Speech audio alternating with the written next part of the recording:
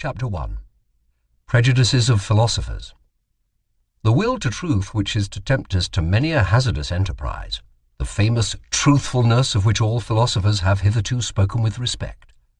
What questions has this will to truth not laid before us? What strange, perplexing, questionable questions!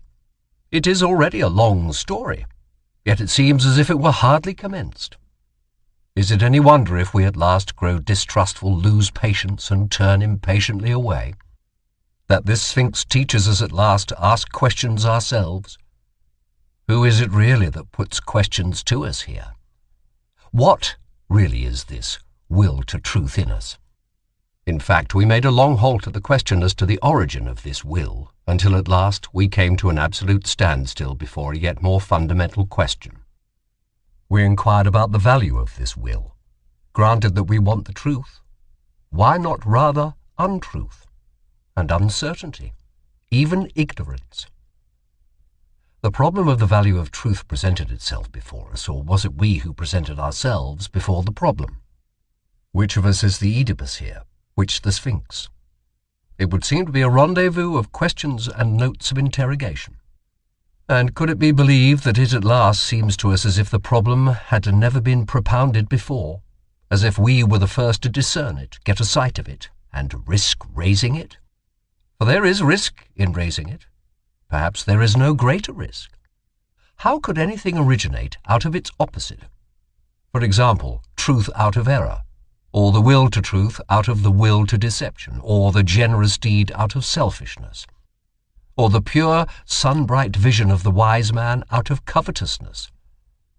Such genesis is impossible. Whoever dreams of it is a fool, nay, worse than a fool. Things of the highest value must have a different origin, an origin of their own.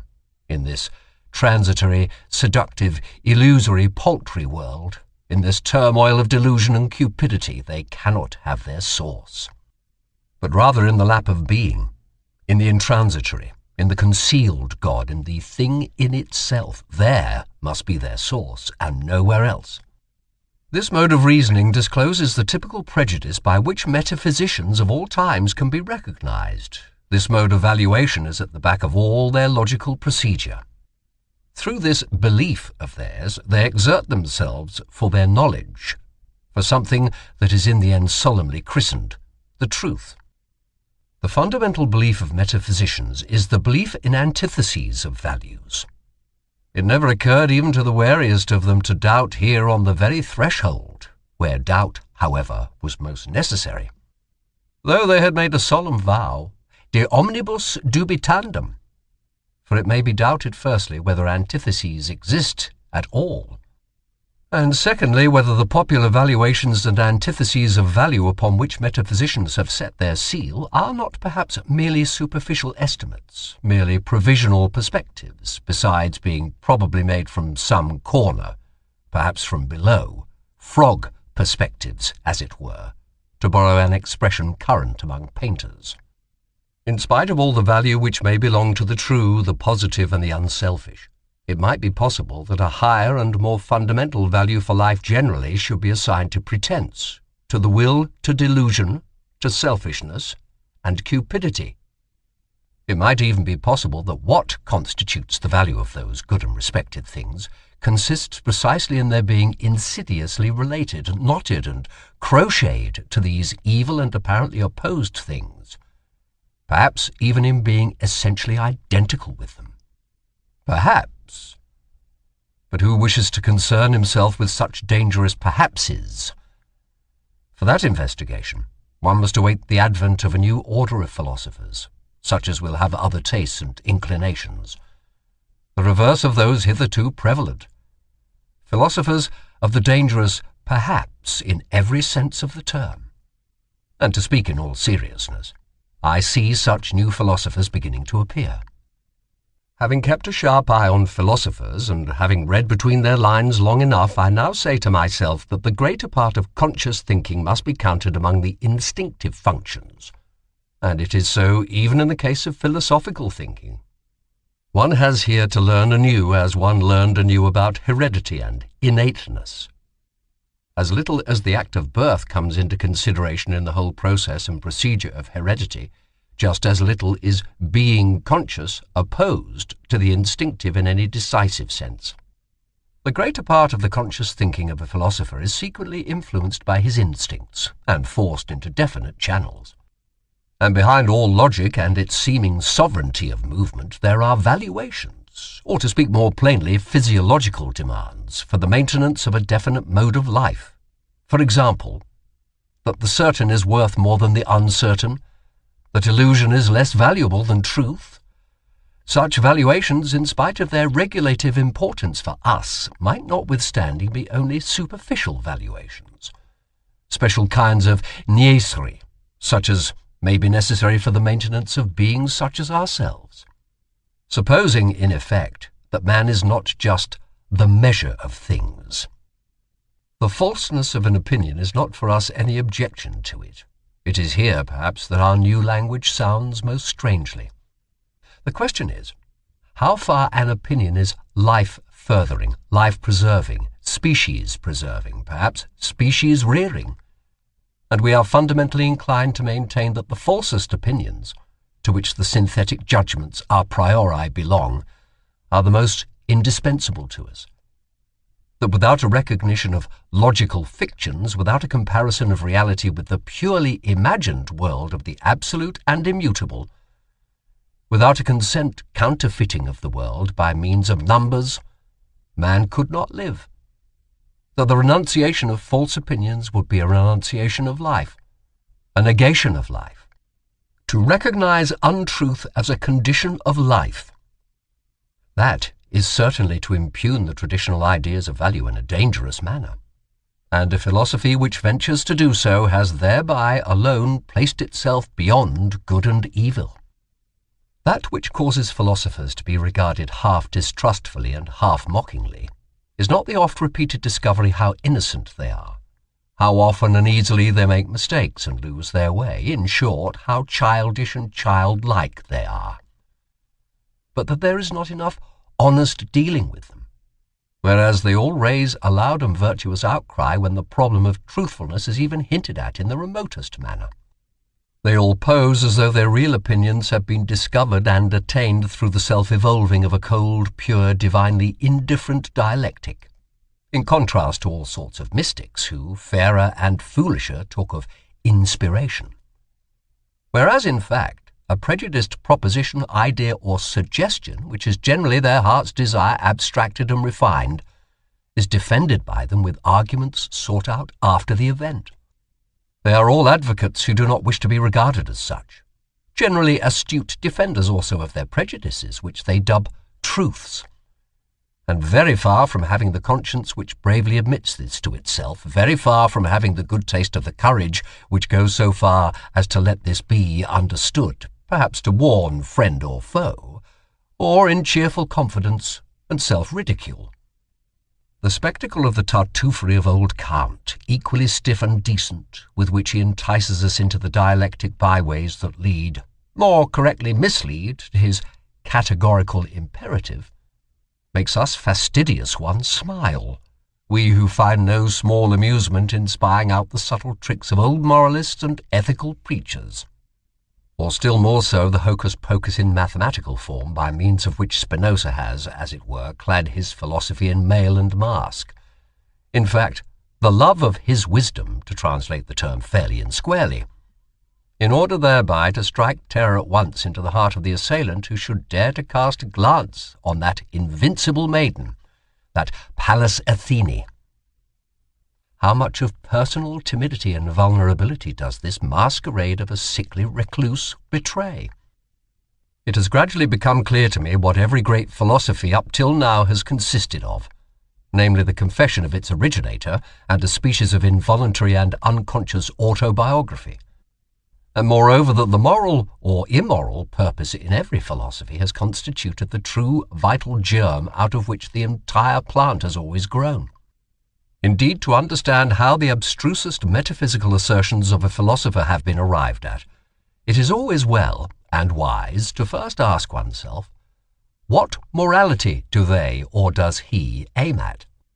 The Accordingly, I do not believe that an impulse to knowledge is the father of philosophy, but that another impulse, here as elsewhere, has only made use of knowledge, and mistaken knowledge, as an instrument.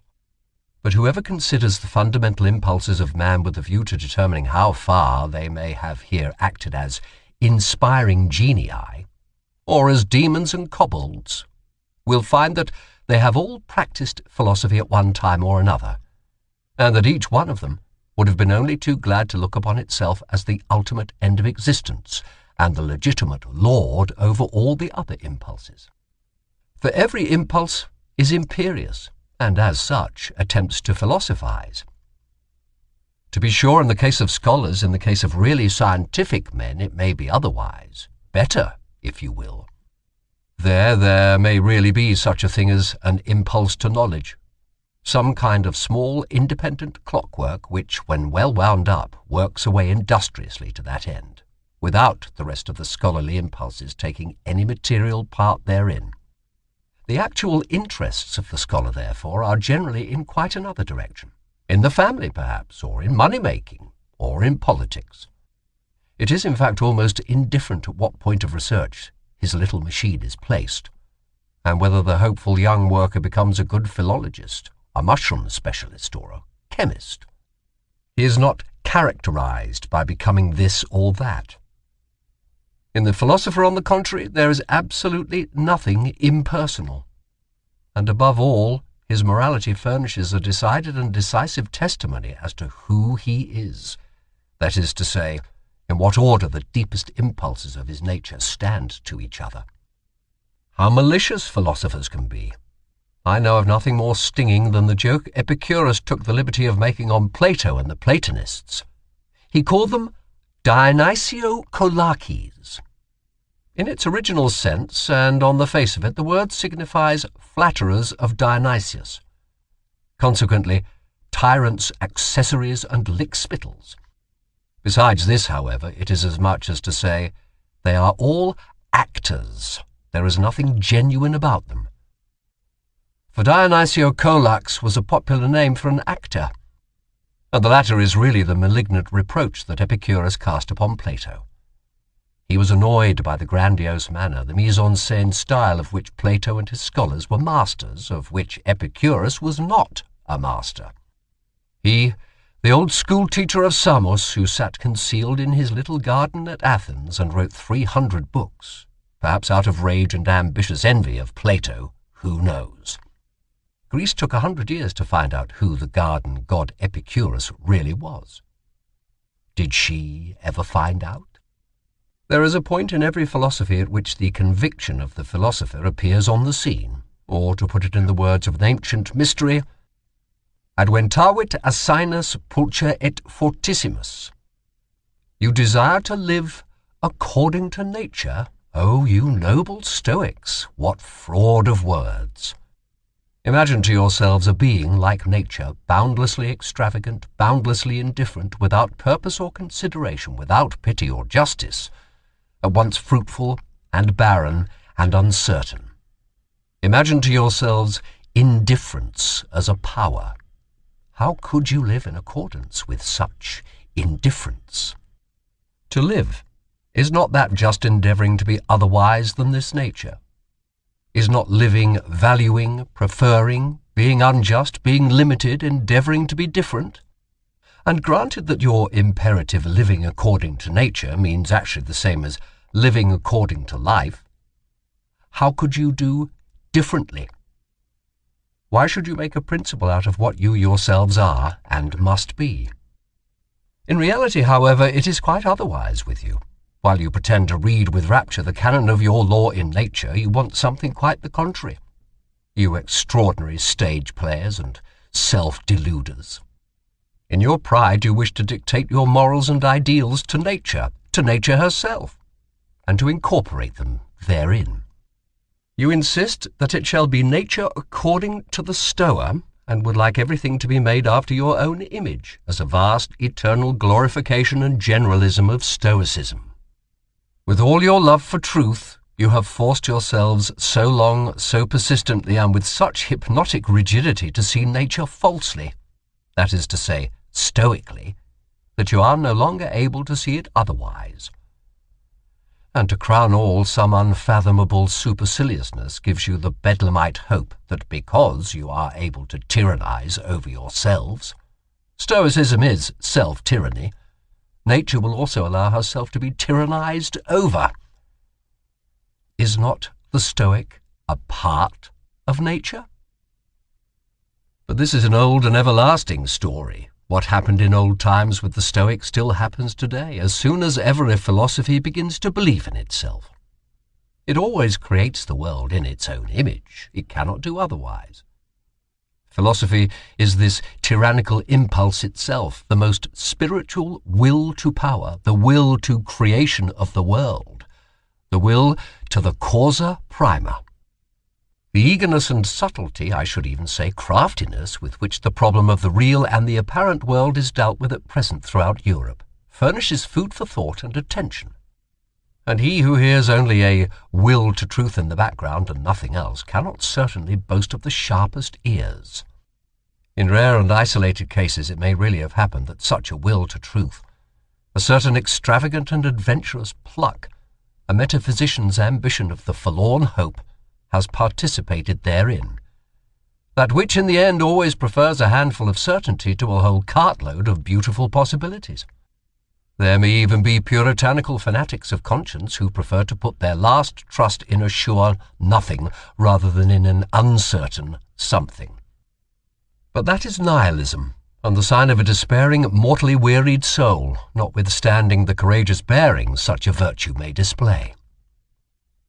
It seems, however, to be otherwise with stronger and livelier thinkers who are still eager for life, in that they side against appearance and speak superciliously of perspective, in that they rank the credibility of their own bodies about as low as the credibility of the ocular evidence that the earth stands still, and thus apparently allowing with complacency their securest possession to escape. For what does one at present believe in more firmly than in one's body? Who knows if they are not really trying to win back something which was formerly an even securer possession, something of the old domain of the faith of former times, perhaps the immortal soul, perhaps the old God. In short, ideas by which they could live better, that is to say, more vigorously and more joyously than by modern ideas? There is distrust of these modern ideas in this mode of looking at things, a disbelief in all that has been constructed yesterday and today. There is perhaps some slight admixture of satiety and scorn which can no longer endure the bric-a-brac of ideas of the most varied origins, such as so-called positivism at present throws on the market. A disgust of the more refined taste at the village fair mottliness and patchiness of all these reality philosophasters in whom there is nothing either new or true except this mottliness. Therein it seems to me that we should agree with those sceptical anti-realists and knowledge microscopists of the present day. Their instinct, which repels them from modern reality, is unrefuted. What do their retrograde bypaths concern us? The main thing about them is not that they wish to go back, but that they wish to get away therefrom. A little more strength, swing, courage, and artistic power, and they would be off, and not back. It seems to me that there is everywhere an attempt at present to divert attention from the actual influence which Kant exercised on German philosophy, and especially to ignore prudently the value which he set upon himself. Kant was first and foremost proud of his table of categories. With it in his hand, he said, "This is the most difficult thing that could ever be undertaken on behalf of metaphysics." Let us only understand this could be. He was proud of having discovered a new faculty in man, the faculty of synthetic judgment a priori. Granting that he deceived himself in this matter, the development and rapid flourishing of German philosophy depended nevertheless on his pride and on the eager rivalry of the younger generation to discover, if possible, something, at all events, new faculties, of which to be still prouder. But let us reflect for a moment. It is high time to do so. How are synthetic judgments a priori possible, Kant asks himself. And what is really his answer? By means of a means faculty. but unfortunately not in 5 words, but so circumstantially, imposingly, and with such display of German profundity and verbal flourishes, that one altogether loses sight of the comical niaiserie allemande involved in such an answer. People were beside themselves with delight over this new faculty, and the jubilation reached its climax when Kant further discovered a moral faculty in man. For at that time Germans were still moral, not yet dabbling in the politics of hard fact. Then came the honeymoon of German philosophy. All the young theologians of the Tübingen institution went immediately into the groves, all seeking for faculties. And what did they not find in that innocent, rich, and still youthful period of the German spirit, to which Romanticism, the malicious fairy, piped and sang, when one could not yet distinguish between finding and inventing? Above all, a faculty for the transcendental. Schelling christened it intellectual intuition, and thereby gratified the most earnest longings of the naturally pious-inclined Germans. One can do no greater wrong to the whole of this exuberant and eccentric movement, which was really youthfulness, notwithstanding that it disguised itself so boldly in hoary and senile conceptions, than to take it seriously, or even treat it with moral indignation. Enough, however. The world grew older and the dream vanished. A time came when people rubbed their foreheads, and they still rub them today. People had been dreaming, and first and foremost, old Kant. By means of a means faculty, he had said, or at least meant to say. But is that an answer? An explanation? Or is it not rather merely a repetition of the question? How does opium induce sleep? By means of a means faculty. Namely, the virtus dormitiva, replies the doctor in Molière, quia est in eo virtus dormitiva, cujus est natura sensus assupire. But such replies belong to the realm of comedy, and it is high time to replace the Kantian question, how are synthetic judgments a priori possible, by another question, why is belief in such judgments necessary? In effect, it is high time that we should understand that such judgments must be believed to be true for the sake of the preservation of creatures like ourselves, though they still might naturally be false judgments. Or more plainly spoken, and roughly and readily, synthetic judgments a priori should not be possible at all. We have no right to them. In our mouths they are nothing but false judgments. Only, of course, the belief in their truth is necessary, as plausible belief and ocular evidence belonging to the perspective view of life. And finally, to call to mind the enormous influence which German philosophy, I hope you understand its right to inverted commas, goose feet, has exercised throughout the whole of Europe, there is no doubt that a certain virtus dormitiva had a share in it. Thanks to German philosophy, it was a delight to the noble idlers, the virtuous, the mystics, the artistes, the 3/4 Christians, and the political obscurantists of all nations, to find an antidote to the still overwhelming sensualism which overflowed from the last century into this. In short, sensus assupire.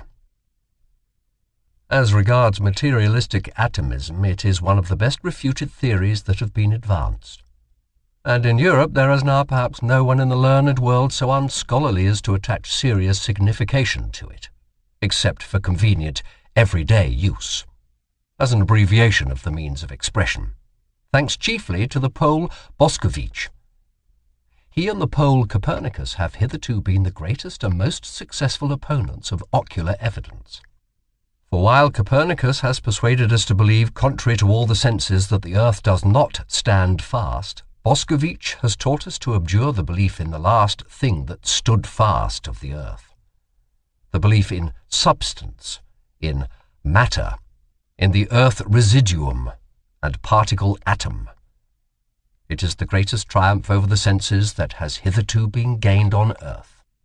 One must, however, go still further and also declare war, relentless war to the knife, against the atomistic requirements, which still lead a dangerous afterlife in places where no one suspects them, like the more celebrated metaphysical requirements, One must also, above all, give the finishing stroke to that other and more portentous atomism which Christianity has taught best and longest, the soul atomism. Let it be permitted to designate by this expression the belief which regards the soul as something indestructible, eternal, indivisible, as a monad, as an atomon. This belief ought to be expelled from science. Between ourselves, it is not at all necessary to get rid of the soul, thereby and thus renounce one of the oldest and most venerated hypotheses, as happens frequently to the clumsiness of naturalists, who can hardly touch on the soul without immediately losing it. But the way is opened for new acceptations and refinements of the soul hypothesis, and such conceptions as mortal soul and soul of subjective multiplicity and soul as social structure of the instincts and passions want henceforth to have legitimate rights in science, in that the new psychologist is about to put an end to the superstitions which have hitherto flourished with almost tropical luxuriance around the idea of the soul. He is really, as it were, thrusting himself into a new desert and a new distrust. It is possible that the older psychologists had a merrier and more comfortable time of it. Eventually, however, he finds that precisely thereby he is also condemned to invent, and who knows, perhaps to discover, the new. Psychologists should bethink themselves before putting down the instinct of self-preservation as the cardinal instinct of an organic being. A living thing seeks above all to discharge its strength. Life itself is will to power. Self-preservation is only one of the indirect and most frequent results thereof. In short, here, as everywhere else, let us beware of superfluous teleological principles, one of which is the instinct of self-preservation. We owe it to Spinoza's inconsistency. It is thus, in effect, that method ordains, which must be essentially economy of principles. It is perhaps just dawning on 5 or 6 minds that natural philosophy is only a world exposition and world arrangement, according to us, if I may say so, and not a world explanation. But insofar as it is based on belief in the senses, it is regarded as more, and for a long time to come must be regarded as more, namely, as an explanation. It has eyes and fingers of its own. It has ocular evidence and palpableness of its own. This operates fascinatingly, persuasively, and convincingly upon an age with fundamentally plebeian tastes. In fact, it follows instinctively the canon of truth of eternal, popular sensualism. What is clear, what is explained? Only that which can be seen and felt. One must pursue every problem thus far. Obversely, however, the charm of the Platonic mode of thought, which was an aristocratic mode, consisted precisely in resistance to obvious sense evidence. Perhaps among men who enjoyed even stronger and more fastidious senses than our contemporaries, but who knew how to find a higher triumph in remaining masters of them, and this by means of pale, cold, grey conceptional networks which they threw over the motley whirl of the senses. The mob of the senses, as Plato said. In this overcoming of the world and interpreting of the world in the manner of Plato, there was an enjoyment different from that which the physicists of today offer us, and likewise the Darwinists and anti-teleologists among the physiological workers, with their principle of the smallest possible effort and the greatest possible blunder. Where there is nothing more to see or to grasp, there is also nothing more for men to do. That is certainly an imperative different from the Platonic one, but it may notwithstanding be the right imperative for a hardy, laborious race of machinists and bridge builders of the future, who have nothing but rough work to perform. To study physiology with a clear conscience, one must insist on the fact that the sense organs are not phenomena in the sense of the idealistic philosophy. As such, they certainly could not be causes. Sensualism, therefore, at least as regulative hypothesis, if not as heuristic principle. What? And others say even that the external world is the work of our organs? But then our body as part of this external world would be the work of our organs. But then our organs themselves would be the work of our organs. It seems to me that this is a complete reductio ad absurdum, if the conception causa sui is something fundamentally absurd. Consequently, the external world is not the work of our organs. There are still harmless self-observers who believe that there are immediate certainties. For instance, I think, or, as the superstition of Schopenhauer puts it, I will. As though cognition here got hold of its object purely and simply as the thing in itself, without any falsification taking place either on the part of the subject or the object. I would repeat it, however, 100 times, that immediate certainty as well as absolute knowledge and the thing in itself involve a contradictio in adjecto. We really ought to free ourselves from the misleading significance of words. The people on their part may think that cognition is knowing all about things, but the philosopher must say to himself, when I analyze the process that is expressed in the sentence I think, I find a whole series of daring assertions, the argumentative proof of which would be difficult, perhaps impossible.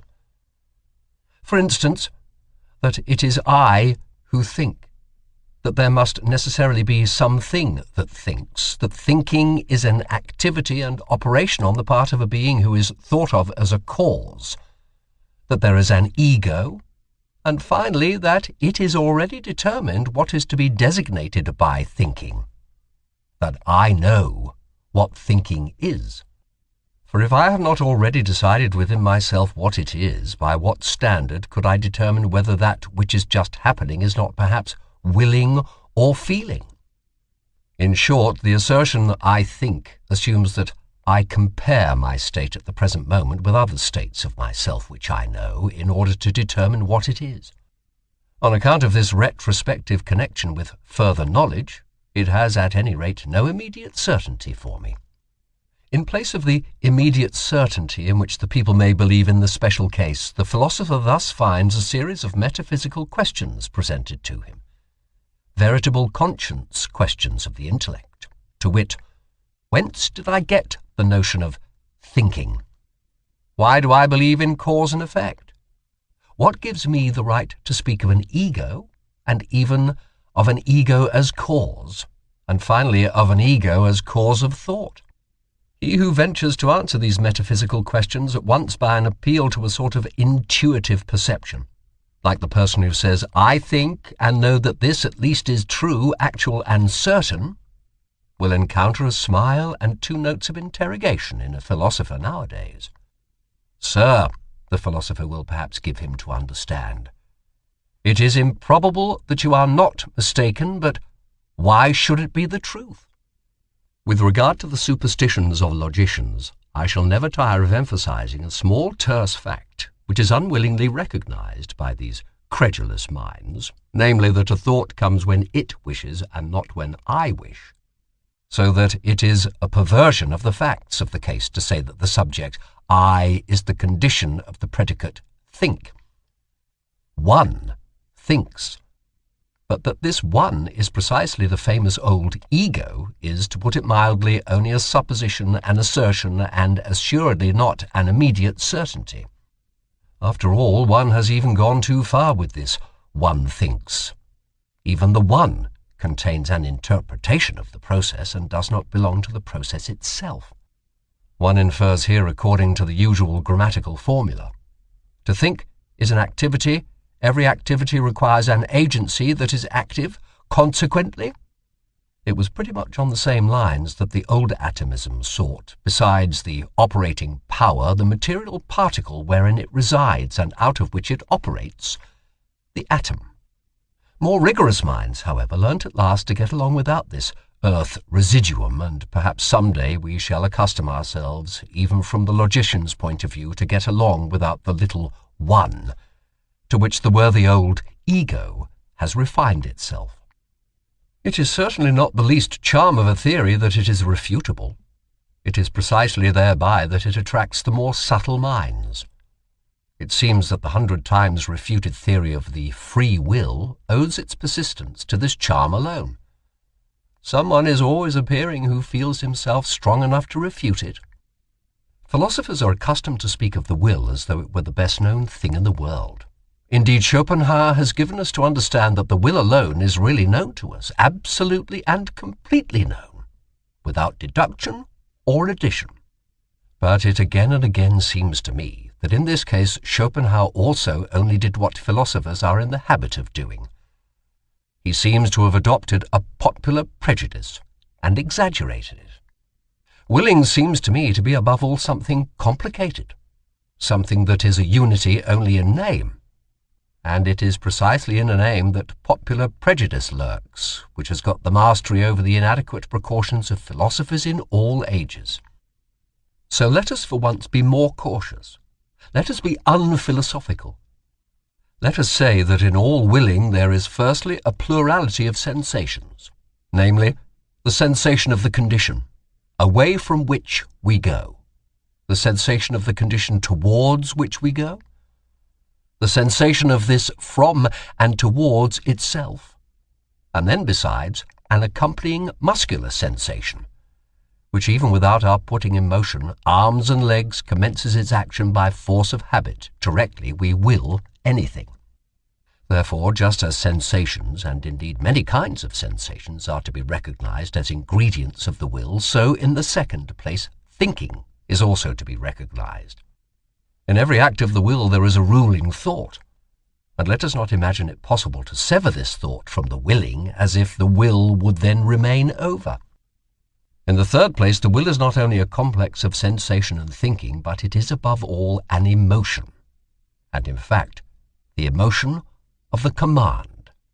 That which is termed freedom of the will is essentially the emotion of supremacy in respect to him who must obey. I am free. He must obey. This consciousness is inherent in every will. And equally so, the straining of the attention, the straight look which fixes itself exclusively on one thing, the unconditional judgment that this and nothing else is necessary now, the inward certainty that obedience will be rendered, and whatever else pertains to the position of the commander. A man who wills commands something within himself which renders obedience, or which he believes renders obedience. But now let us notice what is the strangest thing about the will. This affair so extremely complex, for which the people have only one name. Inasmuch as in the given circumstances we are at the same time the commanding and the obeying parties, and as the obeying party we know the sensations of constraint, impulsion, pressure, resistance, and motion, which usually commence immediately after the act of will. Inasmuch as, on the other hand, we are accustomed to disregard this duality, and to deceive ourselves about it by means of the synthetic term I, a whole series of erroneous conclusions and consequently of false judgments about the will itself has become attached to the act of willing, to such a degree that he who wills believes firmly that willing suffices for action. Since in the majority of cases there has only been exercise of will when the effect of the command, consequently obedience and therefore action, was to be expected, the appearance has translated itself into the sentiment as if there were a necessity of effect. In a word, he who wills believes with a fair amount of certainty that will and action are somehow one. He ascribes the success, the carrying out of the willing, to the will itself, and thereby enjoys an increase of the sensation of power which accompanies all success. Freedom of will. That is the expression for the complex state of delight of the person exercising volition, who commands and at the same time identifies himself with the executor of the order, who, as such, enjoys also the triumph over obstacles, but thinks within himself that it was really his own will that overcame them. In this way, the person exercising volition adds the feelings of delight of his successful executive instruments, the useful underwills or undersouls. Indeed, our body is but a social structure composed of many souls, to his feelings of delight as commander. Le fils et moi. What happens here is what happens in every well-constructed and happy commonwealth, namely that the governing class identifies itself with the successes of the commonwealth, In all willing, it is absolutely a question of commanding and obeying, on the basis, as already said, of a social structure composed of many souls, on which account a philosopher should claim the right to include willing as such within the sphere of morals, regarded as the doctrine of the relations of supremacy under which the phenomenon of life manifests itself. That the separate philosophical ideas are not anything optional or autonomously evolving, but grow up in connection and relationship with each other, that however suddenly and arbitrarily they seem to appear in the history of thought, they nevertheless belong just as much to a system as the collective members of the fauna of a continent, is betrayed in the end by the circumstance how unfailingly the most diverse philosophers always fill in again a definite fundamental scheme of possible philosophies. Under an invisible spell, they always revolve once more in the same orbit, however independent of each other they may feel themselves with their critical or systematic wills. Something within them leads them. Something impels them in definite order, the one after the other, to wit, the innate methodology and relationship of their ideas. Their thinking is in fact far less a discovery than a re-recognizing, a remembering, a return and a homecoming to a far-off ancient common household of the soul, out of which those ideas formerly grew.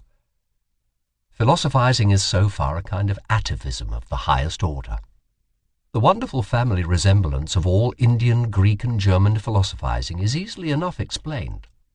In fact, where there is affinity of language owing to the common philosophy of grammar, I mean owing to the unconscious domination and guidance of similar grammatical functions, it cannot but be that everything is prepared at the outset for a similar development and succession of philosophical systems, just as the way seems barred against certain other possibilities of world interpretation.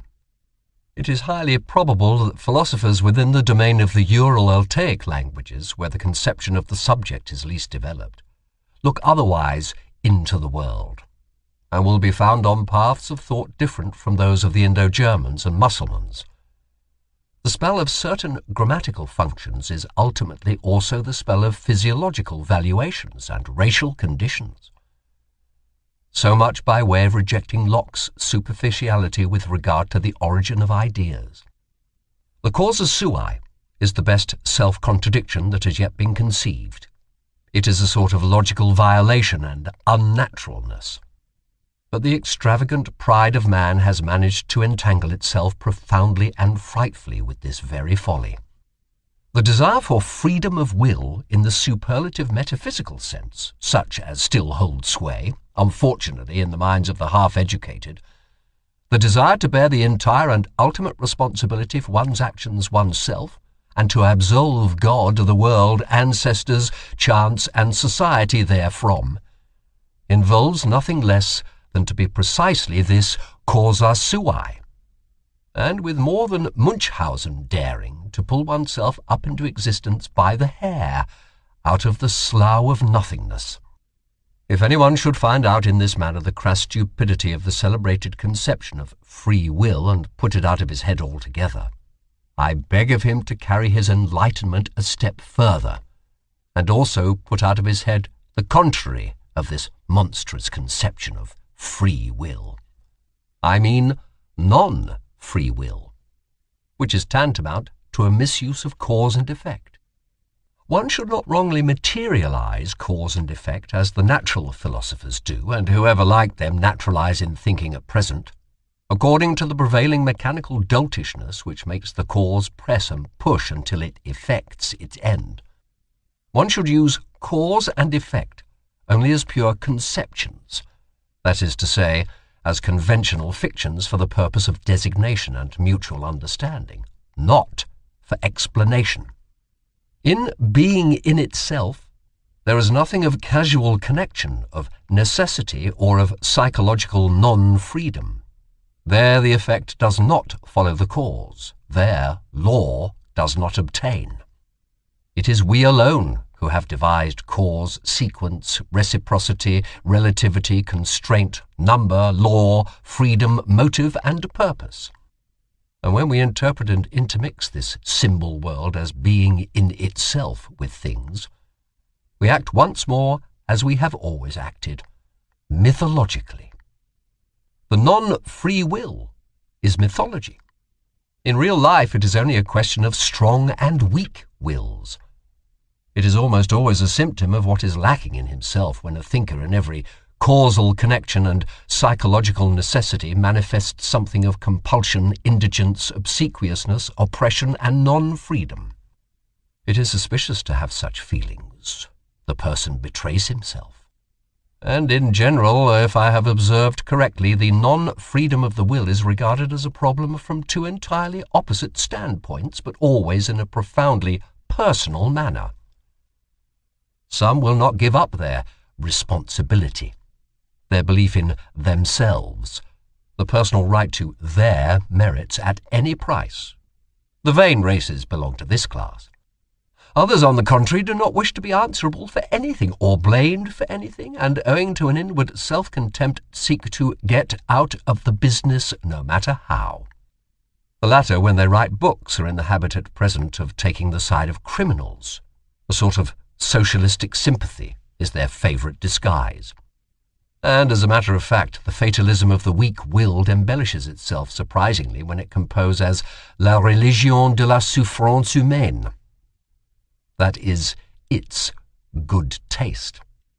Let me be pardoned as an old philologist who cannot desist from the mischief of putting his finger on bad modes of interpretation, but nature's conformity to law, of which you physicists talk so proudly, as though, why, it exists only owing to your interpretation and bad philology. It is no matter of fact, no text, but rather just a naively humanitarian adjustment and perversion of meaning with which you make abundant concessions to the democratic instincts of the modern soul. Everywhere equality before the law. Nature is not different in that respect, nor better than we. A fine instance of secret motive in which the vulgar antagonism to everything privileged and autocratic, likewise a second and more refined atheism, is once more disguised. Ni Dieu, ni maître. That also is what you want, and therefore cheers for natural law. Is it not so? But, as has been said, that is interpretation, not text.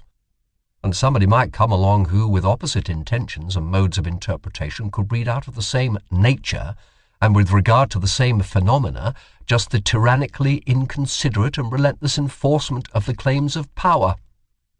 An interpreter who should so place the unexceptionalness and unconditionalness of all will to power before your eyes that almost every word, and the word tyranny itself, would eventually seem unsuitable, or like a weakening and softening metaphor, as being too human.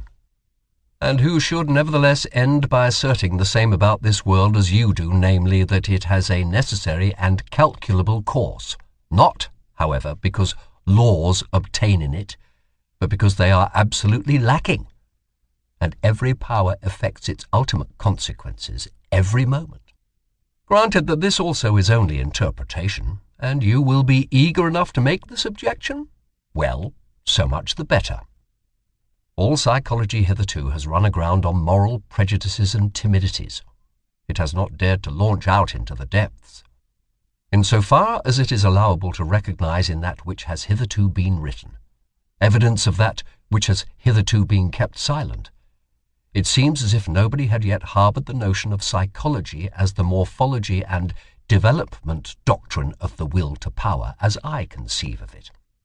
The power of moral prejudices has penetrated deeply into the most intellectual world, the world apparently most indifferent and unprejudiced, and has obviously operated in an injurious, obstructive, blinding, and distorting manner. A proper physiopsychology has to contend with unconscious antagonism in the heart of the investigator. It has the heart against it, even a doctrine of the reciprocal conditionalness of the good and the bad impulses, causes, as refined immorality, distress and aversion in a still strong and manly conscience.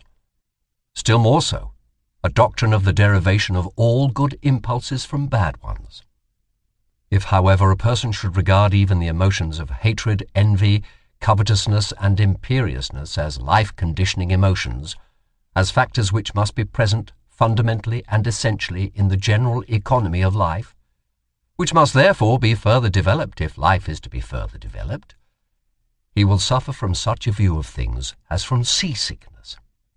And yet this hypothesis is far from being the strangest and most painful in this immense and almost new domain of dangerous knowledge. And there are, in fact, 100 good reasons why everyone should keep away from it, who can do so. On the other hand, if one has once drifted hither with one's bark, well, very good. Now let us set our teeth firmly. Let us open our eyes and keep our hand fast on the helm. We sail away right over morality. We crush out, we destroy perhaps the remains of our own morality by daring to make our voyage thither. But what do we matter?